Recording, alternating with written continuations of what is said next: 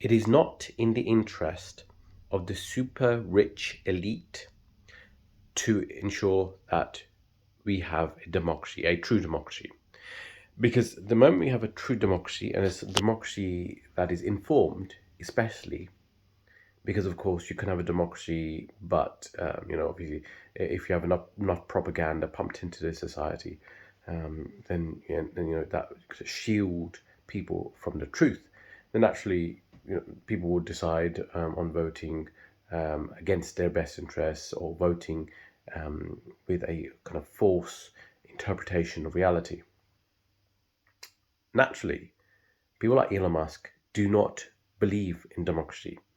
They believe in manipulation, they believe in propaganda, but they do not believe in democracy. Definitely do not believe in informing the public. Now, Elon Musk has recently pumped more kind of eyes, right, allowed for more eyes to be shown on this vigilante justice film, started created basically by this failed filmmaker. He's made a slew of films, one after the other has been found to be complete, without any artistic merit. Now, I'm not here to kind of shit on this filmmaker Uwe Boll, this German filmmaker, just for the sake of it, just for the sake of like him making this propagandist film. I'm just here to provide context because this filmmaker does not have the talent, the pedigree to make good cinema. And the prior films to this current film weren't actually, they weren't necessarily propagandist films. They're just basically bad films. And these reviews were aggregating over many years, decades even.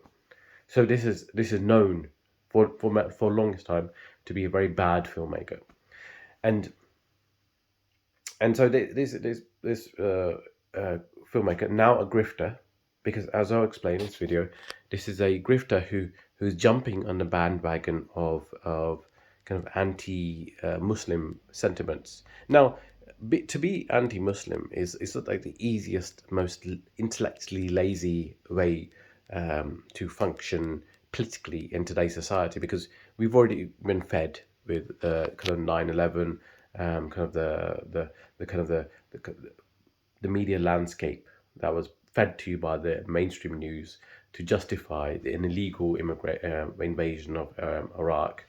Obviously, we've been fed this ad nauseum, and I myself not born into a Muslim family. I'm not Muslim, but I from a young age, it fell prey to this anti-Muslim kind of a rhetoric within the Indian community, because of course there is, unfortunately, with lack of understanding, lack of being informed about of how people act, and lack of understanding of historical events, you could make up generalizations and rationalize your hatred. You can rationalize essentially anything when you have the narrative in mind.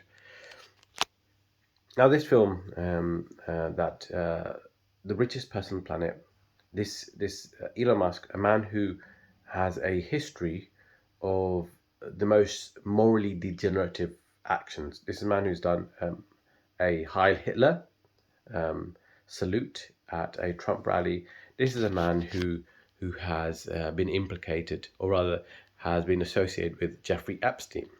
This is a man who does not want the light shown on the corruption of the elites. This is a man who wants to instead of having the light shown on his own failures and the failures of his own class, of which own more control, have more power in society, he wants to shine light on the immigrants, the asylum seekers. Now, this is easy pickings because, of course, our media landscape, the right-wing media sphere, it's so easy to demonize the kind of migrants, the Muslims, because it's been there permeating in our consciousness for years and years and years. And of course, you need a kind of a nice little distraction strategy from Jeffrey Epstein files being released, from well, of course, the entire West, the whole global elite, essentially supporting a genocide that's been unfolding in front of us and something that we cannot simply wash our conscience and accept as something that is morally acceptable. Obviously, you need to have like this kind of visceral form of media in the form of this insanely bad film to kind of permeate the consciousness and create the right imagery there, the kind of right intent and the right target of this anger towards the immigrants, especially Muslims, and lo and behold, the it's convenient distraction from the kind of the evils in the world, and this is the kind of the there is no doubt about there's a lot of dark money being pumped into shaping the narrative, and this is the kind of crux of this video. I'm here to discuss how the elites do not want you to think in any meaningful manner. Clearly, we have an issue. Obviously, we live in a society of polycrisis, where you have many things happening at once. You've got wars going on, you have income inequality going on, you have climate change. Obviously, you have an issue with crime and obviously even grooming gangs are a problem. But how do the elites make sense of this so that the blame does not get shown on to them? How do we make sense of the issues of kind of the grooming gangs or violence in general? How do we make sense of is it that certain groups commit violence and certain groups don't commit violence, or is it that it's kind of like something convenient as a narrative to shine light on certain groups, ignoring the crimes that are perpetuated by other groups? Let's not forget that it wasn't long ago when you had the Catholic priest, kind of a scandal where these boys were just raped, children were raped, and this is obviously an exploitation of power. It's a function of how organized religion, obviously, organized religion in and of itself doesn't need to be immoral, but it just happens that when there is a power structure in play, it can happen. Exploitation can happen. But the media obviously did not target Catholics as a result, because of course it wasn't in the same way, it wasn't a convenient target for a political strategy.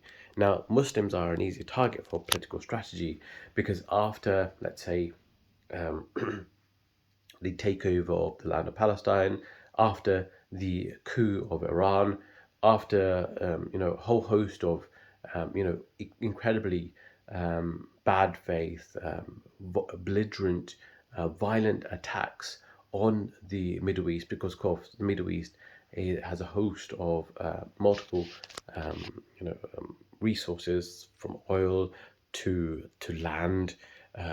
It's easy to simply demonize them than to understand why there is an uptick of political reaction from the Middle East. Now, obviously, this is something that the media and elites want to distract from, and to demonize the whole religion, and they do so by targeting and focusing on these grooming gangs and in their own country, therefore making it a universal issue, the universal boogeyman.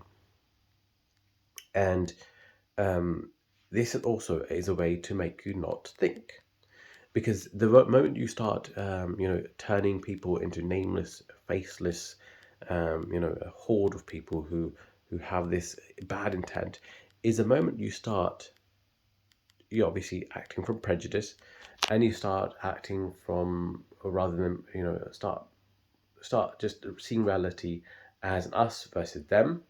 You start thinking like a Nazi, and obviously that seems hyperbolic, but that's the only way that a fascistic way of thinking about the world, rather than a nuanced psychological understanding of the world, that's the only way you can actually make sense of how things are.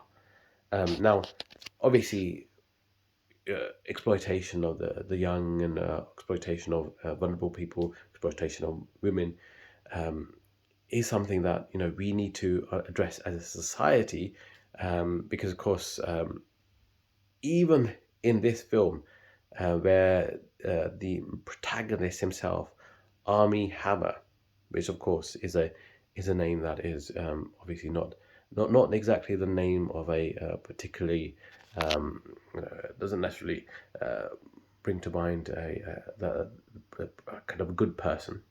And I do believe there is something to be said about the names of people do impact personality. That's something to discuss in the future. But Army Hammer, this is a man who's been implicated in rape, or rather, he was there was he was in a kind of there were criminal proceedings against him, regarding a rape trial, but there wasn't enough evidence, and so the case was dropped. But it's ironic because, of course, in that kind of period of time when this case was going on, and you know, um, would it be justified for a vigilante justice, which the film is about? Of the criminal justice system not doing enough to take out to imprison criminals. Would it be justified for a vigilante, justice-driven, so-called justice-driven person to take the law into his hand and take him out, in those criminal proceedings when he was, when he was still trying to find out, whether he was guilty or not? Would it have been justified? I think it's quite ironic that the film and Elon Musk, you know, pretend to care about the elites and the corruption of the elites. Um, but the people who are spreading it, first of all, they don't believe in justice in any meaningful sense. They don't care about the grooming gangs, the victims of grooming gangs, because they themselves don't care about justice in themselves. In the film, a whole Syrian family is executed. The women, the mother, the father, like people who are not implicated in the crime itself. Obviously, that is, that comes from a sense of, obviously, racism, uh, Islamophobia, the fact that these people's lives don't matter, and that justice doesn't actually matter. What matters is a sense of justice, a sense of us need to take out these others, and get a sense of justice and or kind of righteousness. But nothing really is changed in the end. Nothing, no justice, no understanding, no true psychological self-reflection happens. It's just people just become mindless drones and become chess pieces for the elites rather than thinking for yourself.